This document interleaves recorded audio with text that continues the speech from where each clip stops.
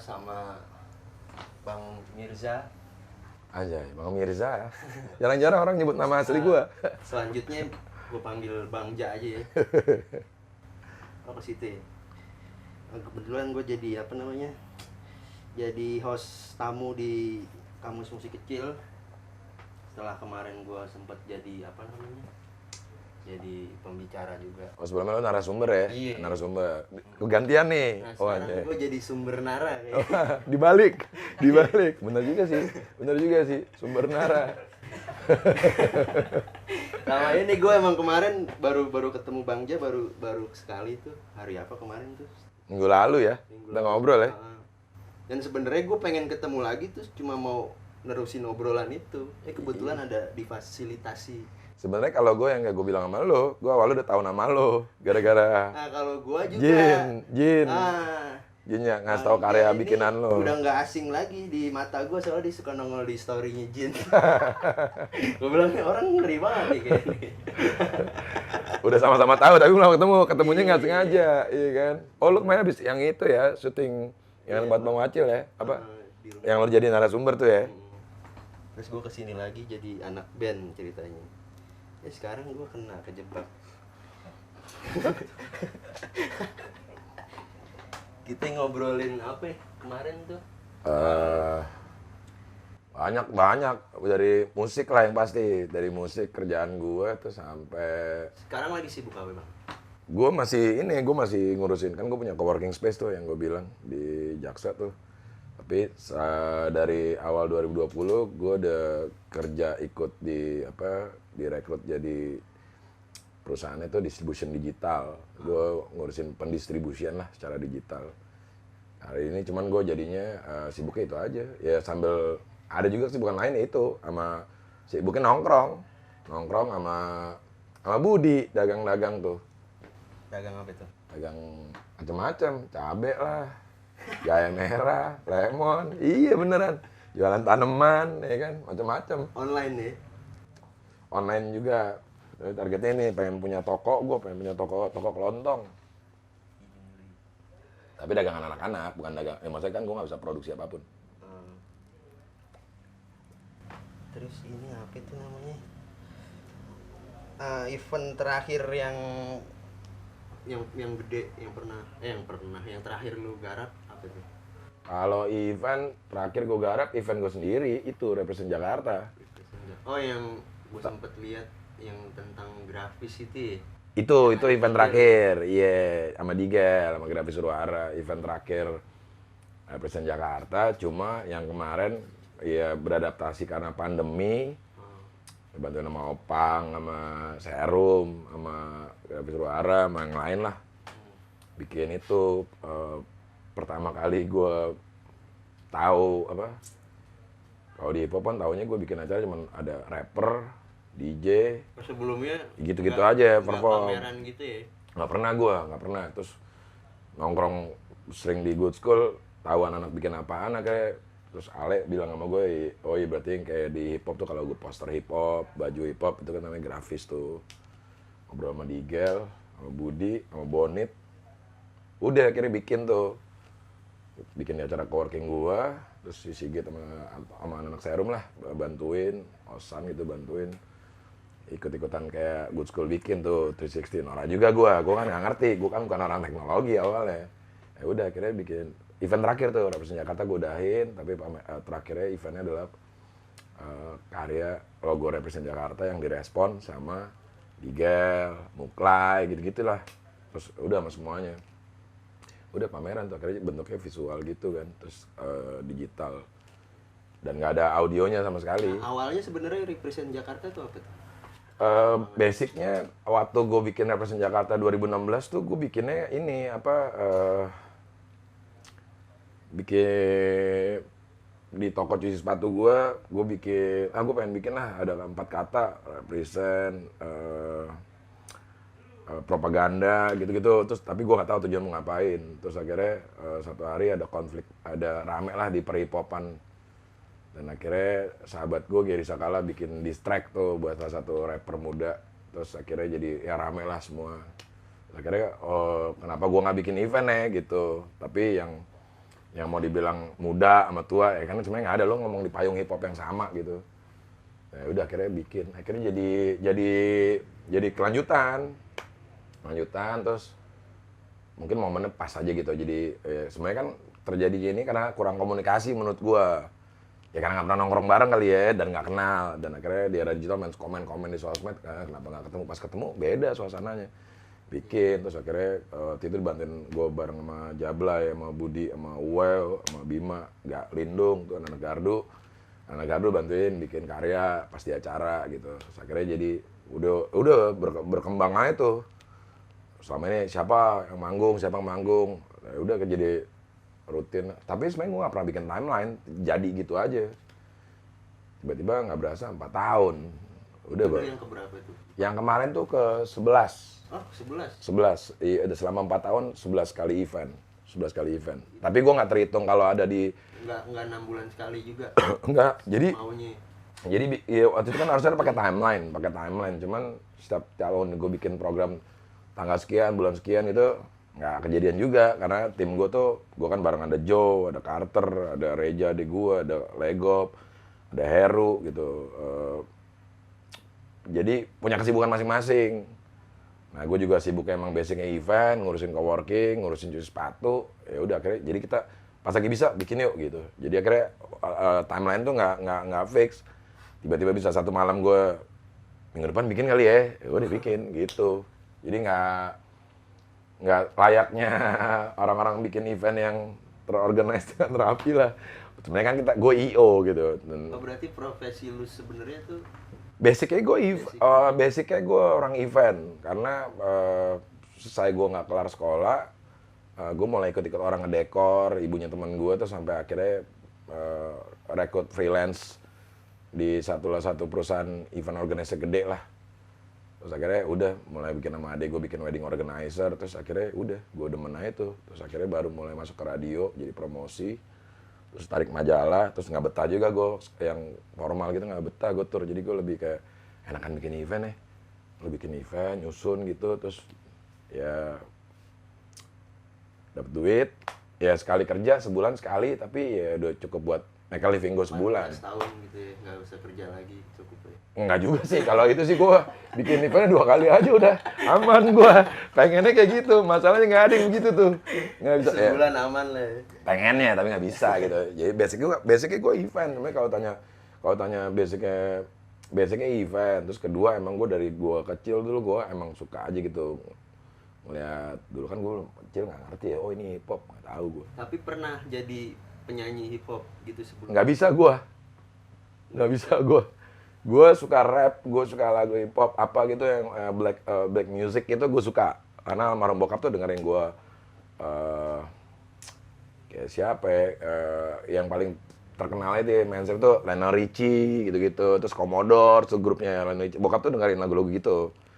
Beda sama nyokap. Nah, tapi gue nggak bisa nyanyi.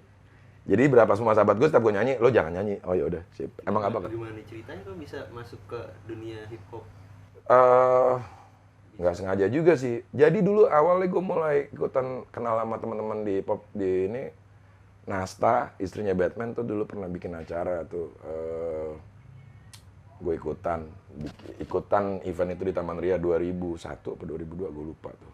2001 atau 2002. Udah, kayak gue ngurusin produksi, gue ngurusin promosi, ya ngerjain gitulah. Emang gue suka, terus gue akhirnya kenal sama Adoy, terus ya udah akhirnya mulai ngobrol, terus sering ketemu sama Gary, udah, gue kerja event, ya udah gue mikir gue suka hip hop, tapi gue nggak bisa nge-rap, nggak bisa nyanyi, gue ambil part kosong aja, maksudnya gue bisa kayak ini ngerjain gitu, jadi gue tetap terlibat, gue tetap apa ya bahasanya tuh kayak, ya gue ada di circle itulah, walaupun gue nggak jadi talent. Dan ternyata emang biarin si musisinya biar iya yang produksi itu kayak ya, ngurusin iya dan tapi kan setiap kalau semua jadi talent nggak ada yang ngurus gitu kan, kasarnya kayak gitu. Jadi gue pikir udah gue juga hobi, gue basic emang suka ngurusin orang event organizer, mengorganize. Ya berarti begitu jadi masuk ke manajemen, ya udah gue bisa, dan akhirnya learning by doing aja gitu. Bahkan teman SMA gue si DJ Krim itu kan Dari awal nge-DJ, akhirnya gue ngurusin berapa talent, ngurusin DJ, ngurusin MC. Ya udah, ngalir gitu aja. Makanya begitu bikin event Represent Jakarta, gue udah ada basic itu. Gue punya teman-teman yang punya partnya masing-masing bisa gue collect, gue gabungin, kita bikin tuh. Jadi Represent Jakarta. Loh, kondisi gue jadi kepo sama hip hop nih. Wah, kenapa tuh? Kondisi hip hop belakangan ini gimana tuh? Kayaknya lagi kenceng juga sih. Lagi Udah beda era ya. Maksudnya lo ngomong tentang 5 tahun ke belakang tentang digital beda tuh. Sekarang udah digitalnya, sosmednya udah beda nih ngomong. Karena itu juga ya. Teknologi berpengaruh. Hip hop dengan teknologi itu dekat banget ya. Gampang untuk kayak kan cuman kayak kalau di musiknya kan cuma MIDI dan dari segi Toolsnya ya, dari sisi produksi ya. lebih simple ketimbang band-bandan yang Sebenarnya nggak juga ya. Nggak juga. Kalau lo ngomong era tahun 90-an, ada cuma berapa major label yang punya alat buat sampler ya, itu sampling, yang buat bikin beat gitu ya. Cuma di era itu kan gue belum ikut di dalam ketemu teman-teman itu. Mereka ada major label. Dan kalau menurut gue beda banget sekarang. Sekarang hip hopnya udah beragam nih. Maksudnya banyak talent-talent baru dengan gayanya yang punya originalitasnya lah gitu, dan lebih variatif menurut gua. Jadi hip hopnya nggak begitu jadi udah berkembang tuh gitu. Dan menurut gua kalau lo tanya gimana hip hop sekarang, wah hip hop Indonesia sih menurut gua udah keren men. Maksudnya udah dulu keren, sekarang juga keren gitu. Dengan teknologi jadi makin bisa ngejama orang-orang, karena kan ada yang menganggap bahwa hip hop itu sebuah lifestyle ya. Jadi ada orang yang bukan anak hip hop juga, tapi gue suka dengerin dan dia suka sama wardrobe-nya, dia stylenya, akhirnya jadi lifestyle. Udah berkembang jauh menurut gue. Kalau hip hop awalnya tuh dia dekat sama ini kayak dunia apa namanya per mafiaan gitu nggak sih? Di luar yang geng-gengan gitu. Ya, Di sini kayak gitu nggak? Nggak. Gini, satu, gue klarifikasi dulu. Ini opini gue ya tentang pemahaman tentang. Oh, jadi gini. Jadi ada kalau kita nonton atau baca buku tentang historical tentang hip hop di luar sana, di barat sana ya, di Amerika khususnya gitu, banyak versi-versi kan. Dari pemukiman yang ghetto, akhirnya dia nge-rap, akhirnya dia punya duit, mereka living, akhirnya bisa sukses gitu kan. Itu kan akses gimana caranya gue bisa berkembang dan akhirnya gue bisa punya have a good living melalui musik tuh. Kan orang kulit hitam sana kan kalau lo nggak jadi atlet atau lo jadi musisi, kan itu cara paling banyak basket, baseball, banyak kan itu solusinya mereka lah. Jadi kalau dibilang tentang gangster itu ya emang mereka di neighborhoodnya kan emang ada kelompok-kelompok sama kayak di kita gitu. Cuma bedanya kan kulturnya beda aja. Jadi kayak publikasi atau berita yang kita dapat tentang contoh gitu, ini kelompok gengnya ini di Amerika gitu, itu kan kadang-kadang itu permainan media yang akhirnya sebenarnya nggak mesti. Sebenarnya kalau mau ngomong tentang kategori mafia dalam industri musik ya Semua ini ada gue rasa ya gitu. Jadi kayak itu hal yang relate lah. Karena kan ada orang yang gue punya kapital, punya uangnya, tapi gue nggak punya duitnya buat modalin. Oh ya udah, gue pinjam duit. Ada kayak gitu-gitu. Jadi korelasinya kayak gitu-gitu tuh. Jadi kalau di Indonesia, so-so kali ya. So-so lah ya. Agak ininya. Nggak berani bilang juga gue. Takutnya salah pemahaman, ya kan? kopi dong Oh iya, kopi gue sih udah bawa gue. habis. Di sini enak interviewnya nih, bisa kopi, roti mau lo. Itu habis kopinya. Udah. Udah thank you nih, masih ada nih. Oh, masih ada. Kopinya beda. Beda yang ini habis. Tinggal dikit. Ini gulanya yang beda. Si Opang bawa. Opang ngolah kopi gula sendiri. Sakit dong gula. Diabetes dong itunya. Kita langsung ke ini kali ya, ke pokok permasalahan. Ini sih yang mau gue tanyain kemarin yang soal apa sih? Soal distribusi digital. Oke. Tapi sebelumnya ini apa? Kita flashback dulu ke zaman piringan hitam. Trennya ya. Ke era sekarang. Ya sama lah, lu pasti ngerasain juga kan kayak gue waktu gue kecil kan kita dengar ada di rumah keluarga kita ada piringan hitam gitu ya. terus tiba-tiba ngalamin kaset lah ya, terus Gue lagi baru nyobain lagi sih. iya kaset, terus tiba-tiba lo beli pita kosong 60-90, kalau 90 gampang kegulung gitu kan, beli gitu kan, itu kan bootleg ya. Terus tiba-tiba keluar CD lah tuh, ya kan, habis keluar CD, terus tiba-tiba era-era Napster tuh, download lagu, terus tiba-tiba Jimmy Iovine sama Steve Jobs bikin iPod, download, akhirnya major label kerugian karena banyak orang illegal ngedownloadnya, bikin regulasi baru. Sekarang trennya udah streaming. Tapi sekarang ada juga balik, siklusnya kan gitu tuh, fashion dan musik tuh balik lagi gitu menurut gue ya. Akhirnya sekarang banyak, kayak kemarin tuh banyak yang rilis baru, ngeluarin kaset. Iya, fisik dan digital. Fisiknya, bareng gitu. Terus akhirnya ternyata, gue pernah memahami beberapa tahun lalu, ternyata di saat lo punya fisik itu fisik buat gue sekarang menjadi sebuah barang yang memorable. Kalau dulu kan kita datang ke toko kaset, wah ngantri baru rilis kaset nih ya kan. Terus merchandise-nya kecil gitu. Kalau sekarang jualan fisik plus merchandise. Gitu. Nah, udah shifting tuh, tapi orang tetap dengerin di mobil. Ya lo pakai smartphone. Yang fisik nggak dibuka. Ya. Di rumah. Tapi kadang-kadang tergantung Iya, gitu beli. Beli beneran. Pertanyaannya adalah dia punya playernya nggak? Iya, masih Iya kan? bawa ke mobil. Iya, iya kan. Nah, tapi Kalau naik Gojek bisa sih kayak nenteng gitu. tapi ATPM perusahaan mobil itu sejak 2015 tidak pernah mengeluarkan lagi produk dalam ada CD player. Udah nggak ada setahu gua. Dan akhirnya semua lo pakai Bluetooth atau colok kan gitu, USB. Berarti udah menjadi digital kan? Akhirnya begitu digitalisasi ya kan, dan akhirnya ya si perusahaan mobil, oke, teknologi mobil gua fiturnya ada Bluetooth, udah gitunya. Akhirnya fisik orang rilis sekarang, oh ya udah, gua beli fisik tapi jadi memorable. Dan akhirnya kalau gua ke rumah berapa teman, bahkan kalau lo ke rumah gua bisa nge-display karya fisik yang gua beli gitu, gua punya. Jadi kadang orang main ke rumah kayak, wah gokil lo punya ini ya gitu. Ya dan gua akuin, kalau gua kadang masih suka dengerin pakai player. Kenapa? Karena bunyinya Beda. Iya. beda audionya. Ya kita ngalamin lah ya dari era analog ke digital. Dan gua ngelihat audio sekarang yang gua dengerin gitu ya di DSP gitu ya. Terlalu clean. Gue tuh tipe kalau orang yang suka yang nggak clean gitu ya. Ya walaupun sekarang software tuh banyak buat kayak studio, home studio. Tapi ya sekarang kalau lo jadi talent juga lo ngerasain kan beda saat lo record gitu kan, feel-nya beda kan.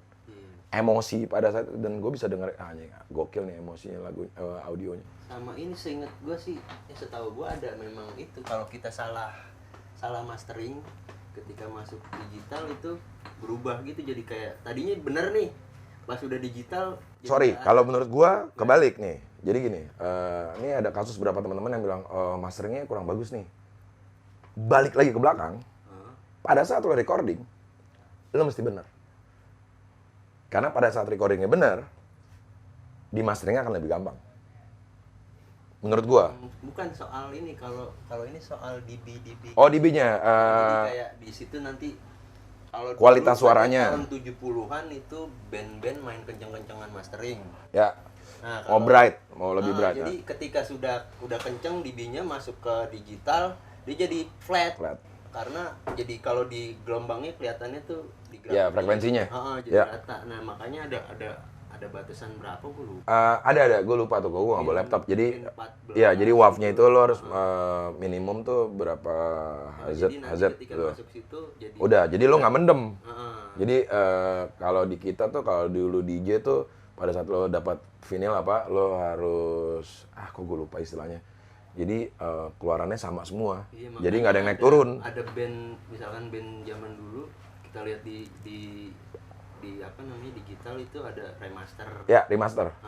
Diulang lagi sama dia. Iya, Jadi kecilin lah, itunya dikurangin di mastering orang, jadi ada berapa elemen yang sama dia dibikin balance. Disesuaikan, di adjust sama kebutuhan teknologi sekarang. Tapi gue tetap demennya gue lebih demen dengerin yang nggak clean nih, lebih enak aja gitu. Kalau vinyl tuh kita dengerin kayak suara drum tuh kayak ada di dalam rumah. Nah, Kayak orangnya ada di situ. nah berarti pada saat dia recording, ruangannya dia udah tahu corner mana nih Iya. buat posisi drum. dan dia micingnya udah bener tuh dia. Terus kedua, kalau lo denger pakai piringan hitam, di jarum itu kan ada itu crackle tuh. Nah itu kualitas karet buat piringan hitam itu beda-beda tuh tiap negara tuh. Proses pressingnya juga beda-beda tuh. Si itunya apa? Piringnya. Iya, jadi pas dia transfer itu dia cetak itu harus bener tuh. Sama ada yang kalau cetakan pertama beda lagi. Beda. Jadi emang gue yang pernah baca tuh ada, jadi dia udah produksi berapa, di stop dulu. Nanti baru produksi lagi. Karena nggak bisa terus-terusan. Beda sama CD. Ribet gituan kan produksinya, kayak motong-motong. Nah tapi kalau gue emang nggak ngerti ya, tapi menurut gue pas gue baca-baca kayak gitu terus dengar kualitas kaset sama, terus inget gak zaman dulu kalau kita kaset biar nggak gampang taruh di kulkas, biar pitanya nggak gampang gitu ya. Terus beli, kalau piringan hitam gue melengkung, cara paling gampang adalah itu, gue jemur matahari, gue tiban buku jadi rata lagi. Dan itu gue nemuin cara-cara itu dari orang-orang, kasih tau lu gituin aja. Terus beli jamur buat bersihin. Karena bisa kalau ruangan suhu lo jaganya nyimpennya nggak benar, jadi kualitasnya jadi nggak bagus. Ya enaknya gitu sih. Tapi ya sekarang plus minus lah ya. Dengan smartphone, dengan era streaming, bisa dengerin banyak genre nih. Maksudnya kalau dulu kan harus nabung duit, beli satu kaset, dengerin satu album. Kadang ada yang kita suka bandnya, album ini kurang banget ya gitu. Ada tuh yang gitu tuh gue. Sekarang kayak aduh nyesel. Kalau sekarang ya udah bayar cuma ngomong secara ekonomis ya, tapi tetap aja feel-nya lebih enak era dulu kali ya. Karena lo ada berburu kayak nyari ya kasetnya habis. Gitu-gitunya tuh. Kalau sekarang kan ya, tapi plusnya sekarang Ya kita jadi gampang nyari referensi gitu-gitu, dan kayak ya lebih lebih gampang nyari taunya. Keuntungan itu sih. Buat ini apa? Dengar-dengar lu katanya kan gawe di apa namanya? Distribution digital gitu. Nah, gimana tuh step-step buat Kalau gue waktu baru, kan gue mulai itu awal tahun 2020. Gue kan nggak pernah kerja di major label ataupun industri ya, nggak pernah. Direkrut masuk, terus tiba-tiba masuk ke industri jadi distribution digital. Oh ternyata distribusi ini bagian perusahaan yang nyebarin ke store. Digital store platform ini adalah banyak berapa brand lah ya di Indonesia atau di luar gitu ya. Setahu gue ada 240 sampai 300 store di dunia ini. Nah, terus begitu mulai masuk, akhirnya di situ pada saat si klien gue nyebutnya klien, mereka yang ngupload sendiri tuh, bukan kita yang ngupload. Itu mereka tak kasih ada satu interface buat mereka upload. Pada saat mereka upload di situ ada tulisan standar WAV-nya, audionya harus berapa, yang kita dulu bilang sebelumnya itu standarnya berapa gitu. Dan banyak budget kita iya. Jadi kadang dia nggak bisa di convert tuh, jadi harus nggak bisa WAV lu nggak ini. Jadi harus dia datanya udah sesuai ke permintaan dari sistem. Nah nanti tuh baru disebar ke store, karena mereka tuh store itu punya standarnya berapa ini. Tapi baik lagi buat si artis atau produser itu harus memperhatikan itu. Kalau nggak ya kayak tadi lu bilang itu pas dengerin kok lagunya. Iya. Dan makanya lagu-lagu lama di remaster, karena di adjust, disesuaikan dengan kebutuhan buat di digital store platformnya, audionya. Ada angkanya tapi gue lupa berapa ininya. Tapi iya beda semuanya tuh, YouTube kemana, YouTube berapa, ini berapa. Ya Spotify Joox berapa. Gue juga lagi belajar recording juga. Itu kayaknya si Jin pernah ngasih ini nggak, ngasih dengerin band punya lo? Yang dia lagi manajerin tuh, Suzon itu, metal-metalan. Belum masih dengar gue. Tapi dia pernah ngomong sama gue. Jadi ngomongnya sih yang gue kemarin itu apa, yang soal mau digital distribusi. Ini kemarin nih, kalau kan lebih mentingin kita kan baru. Jadi kita titip edar ke sini aja dulu, biar nanti di posting. Sebenarnya di era digital sekarang udah gini nih, banyak kasus berapa musisi di Indonesia terus sama musisi di luar gitu ya. Dia udah bisa gini nih. Gue bekerja di perusahaan distribution digital. Atau orang menyebutnya agregator ya, ada agregator. Sebenarnya udah banyak nih. Udah banyak banget. Bahkan ada 10 apa 15 lebih ya. Yang lo bisa masuk ke websitenya dan akhirnya lo upload gitu. Banyak banget. Buat teman-teman sekarang udah gampang nih dengan era digital. Tadi gue bilang, dia Google, distribution digital, agregator akan keluar tuh.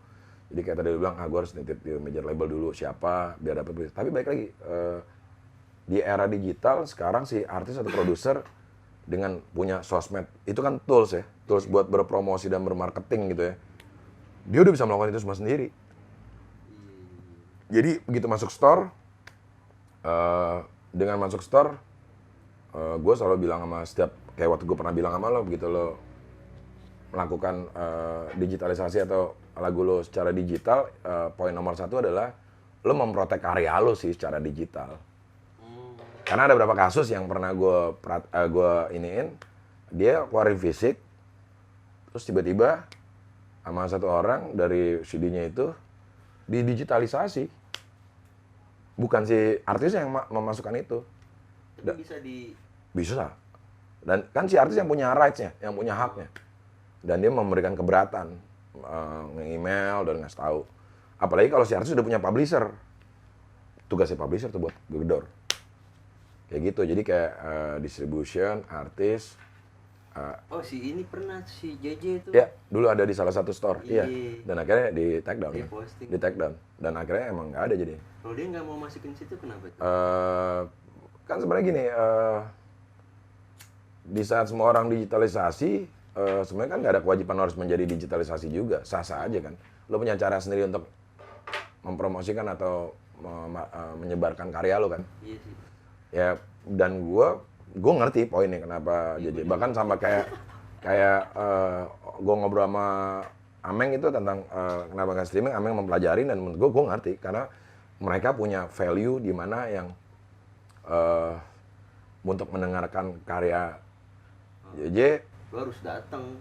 gitu dan itu membuat orang jadi semakin penasaran kan dan mereka punya konsistensi di situ gitu dan menurut gue ya keren aja sah aja gitu maksud gue boleh dan malah maksud gue mereka jadi punya value tersendiri tapi ya boleh juga kalau mau digital ya silakan gitu tapi gue alasan pastinya kenapa ya si pelakunya yang tahu kan pilihannya dia gue mau nyebarin gue cara kayak gimana kan dia yang nentuin tuh dan gak ada kewajiban harus sama kayak orang kok bebas ya kan bermusik gitu Iya. karena udah banyak tuh yang bikin musik karya gitu di gue contohnya gitu gimana caranya biar semua orang bisa dengerin ya gue balikin lagi ke orangnya pada saat gue bikin karya goalnya apa nih lu mau apa nih karya lu nih mau kemana nih gitu kan jadi ada pemikirannya ya gue pengen berkarya aja ada juga yang kayak ya gue pengen Gak jaminan juga orang gue juga lagu gue digitalin tapi nggak ada yang denger juga sama aja. nah berarti kan Bukan itunya ya, sebenarnya.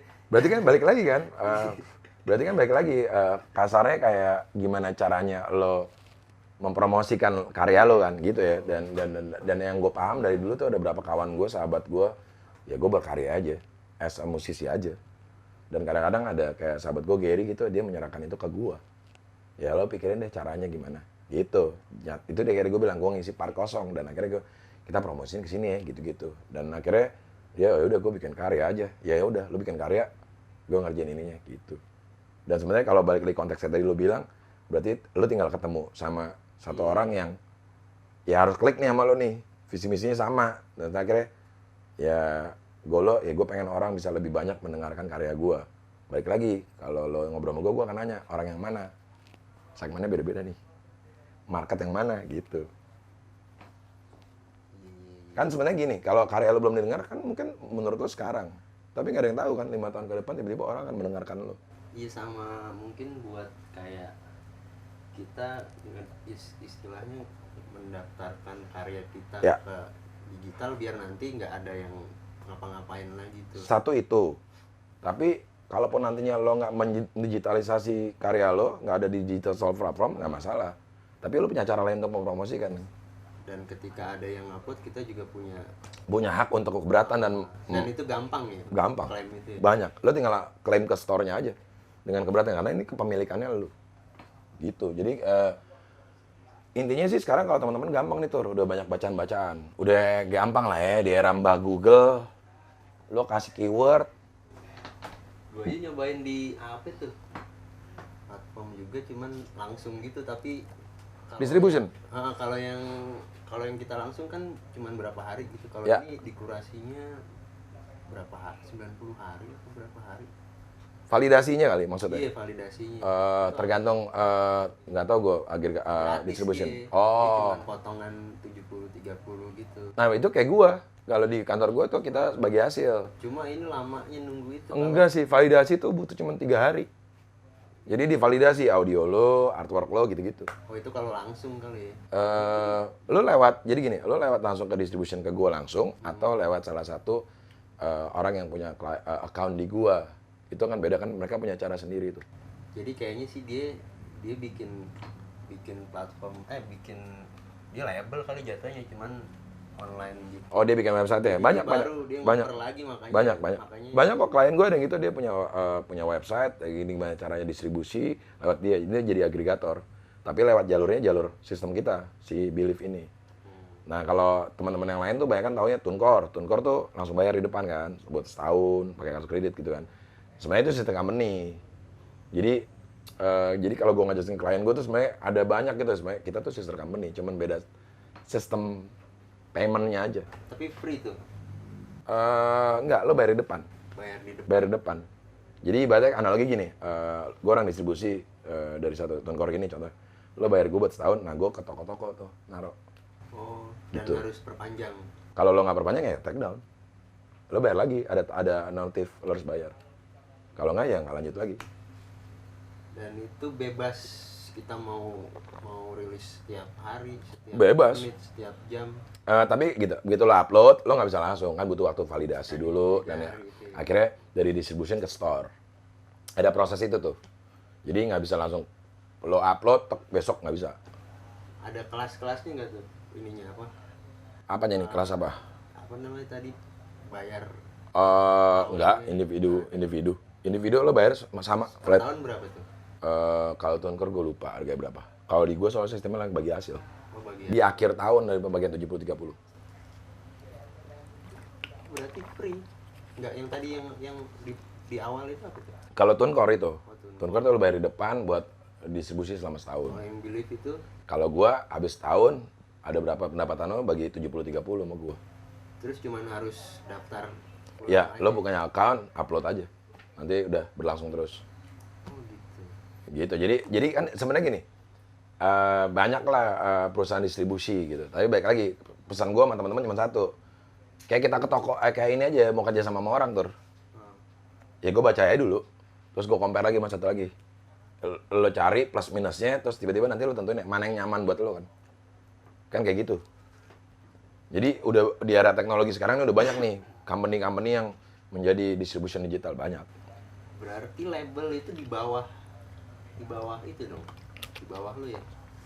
Posisinya Partner, klien. klien. Ya kita berpartner kan dia punya materi, kita yang mendistribusikan. Dia punya produk, gue yang Beda mendistribusikan. lagi kalau gue langsung. Kalau major label kan kelebihannya ini pada saat lo ini oke, mereka udah punya cara strategi promonya dan kira-kira lo dia akan dipromosin kemana. Nah mereka yang nentuin tuh. Dan kadang-kadang mereka terlibat juga dalam proses produksinya. Kalau gue kan nggak distribusi. Oh ya udah mana ya udah distribusin doang. Dan paling ada potongan-potongan Iya. lebih. Nah itu kan ya sah lah. Maksudnya mereka juga kerja kan. Ya jadi pembagiannya berapa itu tergantung kesepakatan lo sama si record label ini gitu. Dan di sekarang kita di era teknologi digital ini yang berkembang, akhirnya banyak artis atau musisi, produser yang udah langsung bisa punya akses ke distribution digital.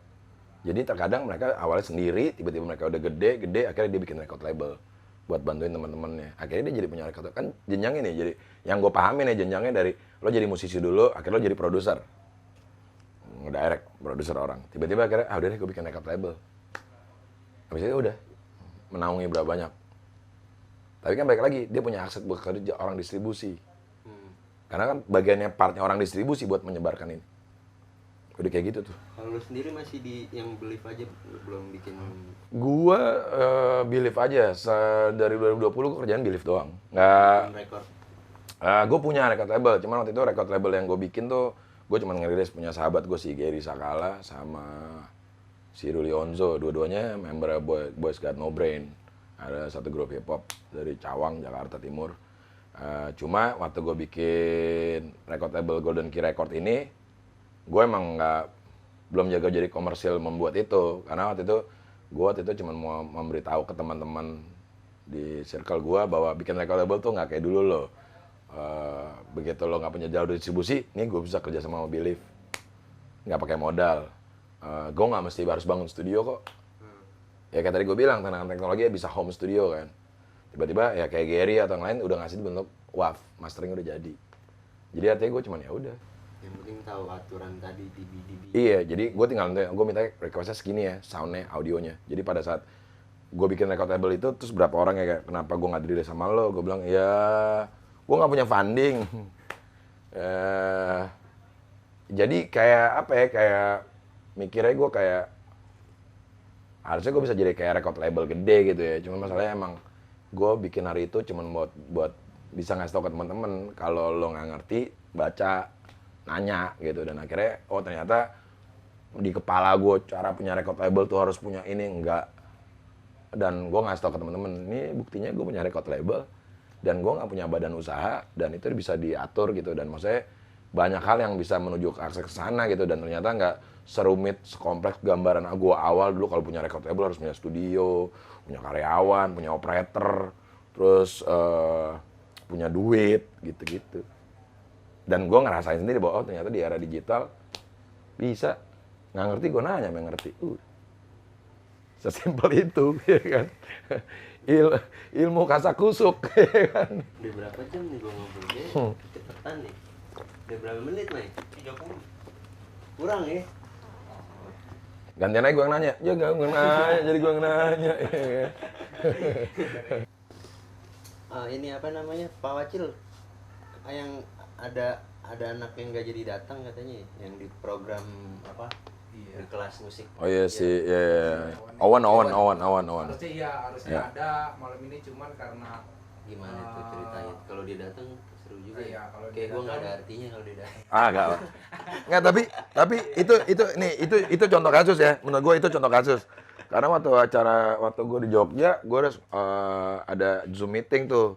Bang Wacil bikin acara remedial itu dan ternyata ada berapa pesertanya, cewek ya, ada, terus ngobrol tuh. Terus tiba-tiba selesai itu ternyata ngobrol di tempat Bang Wacil, ngobrol lagi ternyata tuh anak dia nge-explore tuh, dia beli MPC buat sampler. Gue sampai kaget tuh. Terus tiba-tiba pas lagi remedial mau ada 360 virtual exhibition ya, ternyata dipasang audionya, ternyata karya itu anak. Dan gue akhirnya langsung kayak, oke. Coba di setel kali ya. Setel boleh. Nggak ada. Itu karya itu anak. Dan akhirnya kemarin ngobrol sama dia pengen ngobrol sama gue. Terus akhirnya ya udah, gue ngobrol sama Bang Wacil, ngobrol ternyata gue bilang mau dirilis ke store. Oh boleh aja, gue bilang. Boleh aja. Dan terus gue bilang, iya di era anak SMA sekarang bisa gitu tuh. Nah itu kenapa Bang Ja, harus ada terlampir surat persetujuan orang tua itu untuk Enggak, jadi kalau di gua sebenarnya kan gini, kalau di gua sebenarnya itu dia. Jadi karena karyanya baru, kan kita ada minimum ya. Kayak musisi minimal dia punya 3 karya yang udah pernah dirilis, baru bisa masuk ke company kita lewat sistem kita gitu. Kita baru ada keluar regulasi kayak gitu. Karena kan ada beberapa musisi yang udah kita bikinin account, terus nggak banyak rilis, cuma 1, habis itu udah gitu aja. Banyak. Jadi kayak Kita masuk mengkategorikan itu jadi entry level artis gitu kan. Nah akhirnya sekarang ada regulasi, ada minimum udah 3 lagu dirilis, dan tiba-tiba begitu saat dia mau bikin account sama kita, dia punya materi banyak yang bisa dirilis berikutnya gitu. Nah balik lagi pertanyaan Bang Wacil, kenapa gua akhirnya mau bikin perjanjian MOU? Karena buat gua gini, ini anak kan masih SMA ya, anak di bawah umur ya gitu. Karena kan gimana pun juga gua bilang, gue akan bikin perjanjian, tapi lo gue rilis lewat Golden Key Record punya gue. Titip edar di gue. Tapi gue akan bikin perjanjian. Kedua orang tua lo mengetahui. Jadi gue perwakilan dari Golden Key Record. dan orang tuanya mengetahui bahwa lagu karya anaknya dititip edarkan di Golden Key Record dengan apa peraturannya. Karena gue bilang sama dia, rights ini punya lo, bukan punya gua. Karena gue mau ngasih tau mereka ke depannya, siapapun lo dealing dengan gua ataupun gua ketemu sama Bang Wacil dekat, apapun itu gitu, lo harus belajar tentang MOU, gue bilang. Karena itu buat memproteksi, kan sebenarnya kan gunanya kontrak atau Memorandum of Understanding itu, MOU itu kan buat kayak lo deh gini, misalkan gue bikin kesepakatan sama lo, buat memprotek lo kan, gue memprotek bisnis gue atau ini gue kan, jadi sama-sama hak dan kewajibannya kita tahu. Dan kenapa gue nggak mau dealing sama orang tua, karena gue nggak mau jika di kemudian hari tiba-tiba orang tuanya komplain, ini karya anak gue dan lo nggak, gue kan orang tuanya, perwalian yang di secara legal hukum dia belum boleh untuk menandatangani kerjasama itu. Si anak ini nggak punya manajer nitip ya, Iya. orang yang dewasa mungkin. Iya, sebenarnya kan itu dia nggak benar. Jadi ini anak di bawah umur itu kan harus ada walinya, Makanya kayak di sekolah kan ada wali murid kayak gitu-gitu. Karena kan balik lagi dengan umur mereka, ketidakpahaman mereka, ya jangan sampai mereka gitu. Jadi kenapa gue menerapkan ini? Harus dibaca. Iya, karena kontrak itu balik lagi nih obrolan tentang masalah lo ngerti hukum atau nggak hukum gitu ya. Gue sempat kena juga. Nah gitu. Nah itu dia. Tapi Gue suruh tanda tangan doang, lembar. Nggak dibaca tuh. Gak gue baca. Gak taunya dirubah. nah Dari sebenarnya kan gini. Dan sebenarnya kan gini. bangsat ini. Ya, tapi itu kan jadi pelajaran berharga buat lo kan. Tapi gue udah terlalu tua untuk Jadi kalau di gue catur kayak gini Tur. Kalau di gue caranya gampang Tur.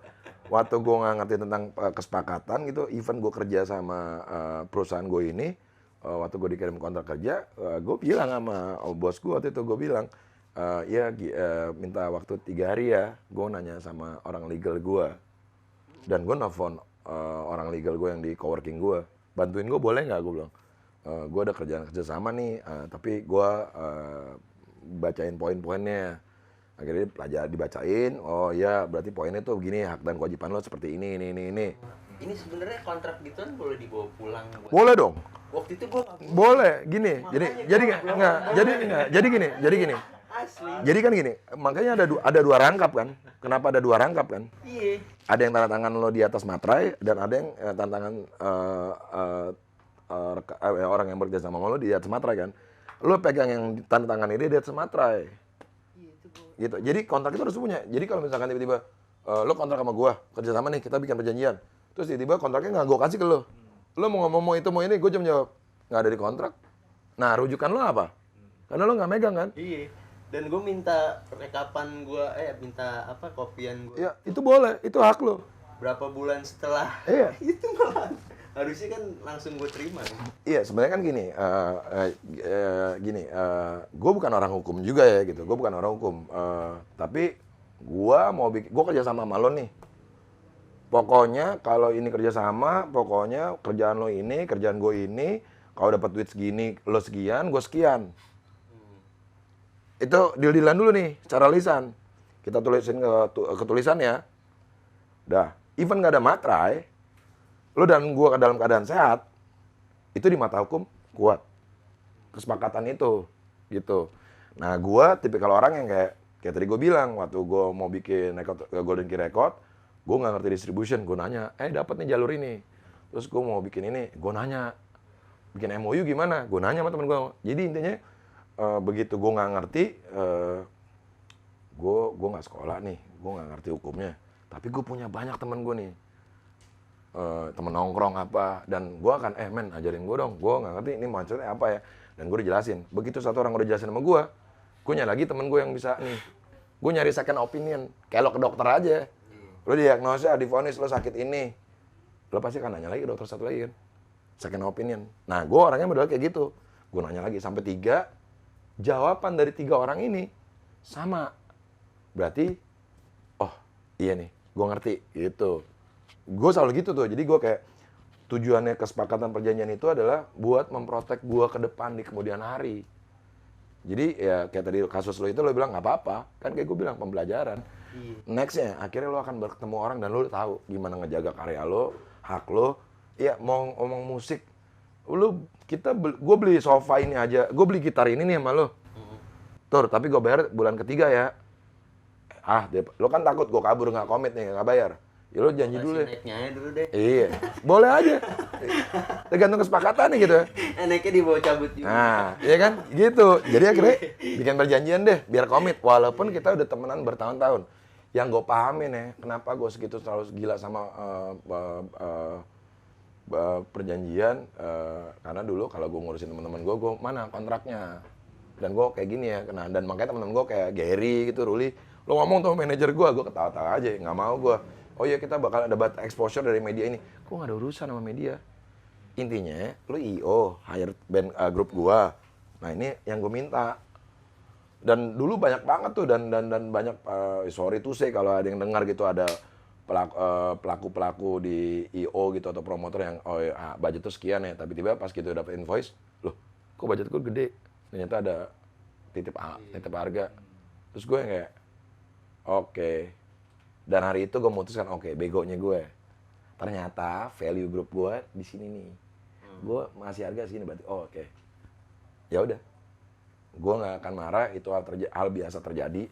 Next, ada main lagi nih. Kita mau ngundang lagi. Harganya nggak segini. Gue naikin. Terus dia enggak, tapi budget segini. Ya udah nggak usah. Akhirnya gue jadi naikin harga grup gue.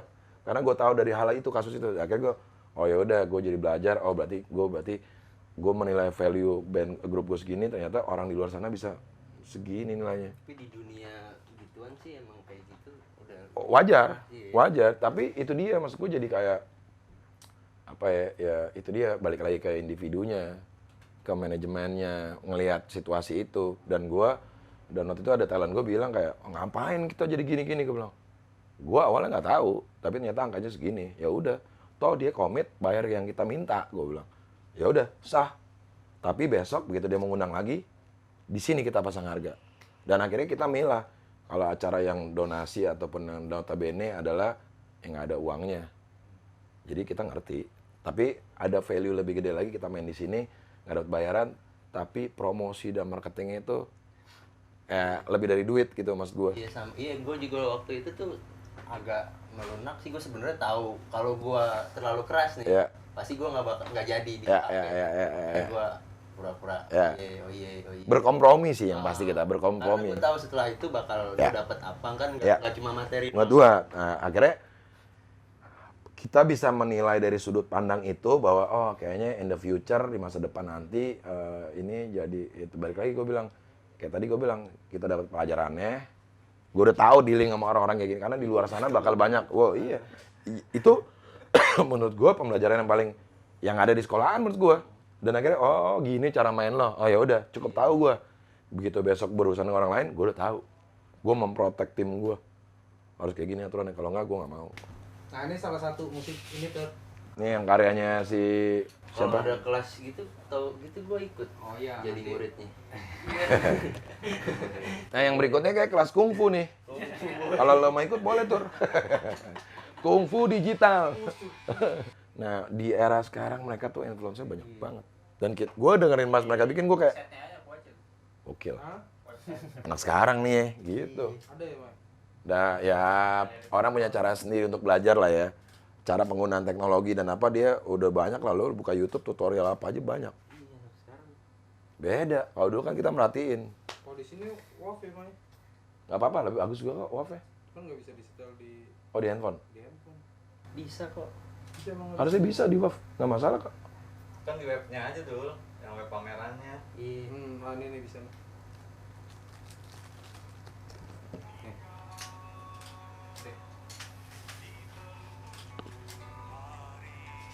Wah ngeri sih. Ini sebelumnya kayak dia ikut kelas sastra dulu ya? Enggak ya? Enggak. Oh emang udah. Enggak, jadi kalau di remedial emang dia dapat sastra juga, seni rupa juga. Yang ngajar siapa Mas? Kalau kita ngundang guru tamu siapa aja. Kalau di sastra kemarin Berto Tukan. Kalau di musik kita kemarin Mai, bagiin satu lagi dong Mai. Kelet dulu Mai, kan nggak sponsor Mai. Kelet dulu Mai. Raja Doyok, terus Arham Aryadi. Terus di sastra lagi, di situ ada Edo, ada juga kemarin filsafat. Thank you, Mas. Sebenarnya dia bukan guru tamu sih, cuman masuk aja tuh Martin Subrianjaya. Ini lagunya salah lagi nggak nih? Enggak itu. Nggak benar tuh, ada dua dia, ada dua ya. Ya, Ada dua Yang satu lagunya. full band, yang satu akustikan. Ini yang akustikan gitar Indiana. Gitarnya pakai yang itu yang 4 juta bukan? Gitar dia. Nggak, kayak dia harus nyoba gitar bikin anu sih. Iya ini pas banget sih. Biar dia lebih, biar ada experience dia. Gue kasih harga Iya. lebih mahal lah dari biasanya. Gua komisi dapet nih. Gua bantuin penyambung lidah. Potongannya banyak. Eh, Jadi jualan, gua jadi calo. Jadi calo. Gimana tuh kalau sekali beranak SMA gitu? ngeri lah ini. Gue dulu SMA cuma bisa ngapain nih? Beli majalah, nyari buku kunci. Lo tau nggak? Sekarang udah nggak ada tuh majalah apa buku kunci. Zaman dulu, iya kan? Oh dulu kayak laku banget tuh, iya kan? Sekarang semua handphone, smartphone semuanya. Ini yang full bandnya nih dia. Jadi Gue suka yang full band nih. full bandnya.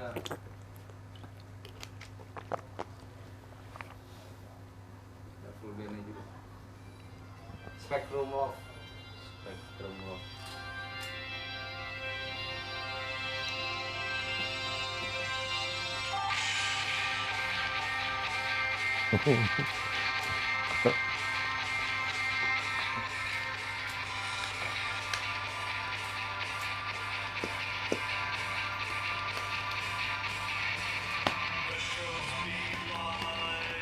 Anjing udah ini mah.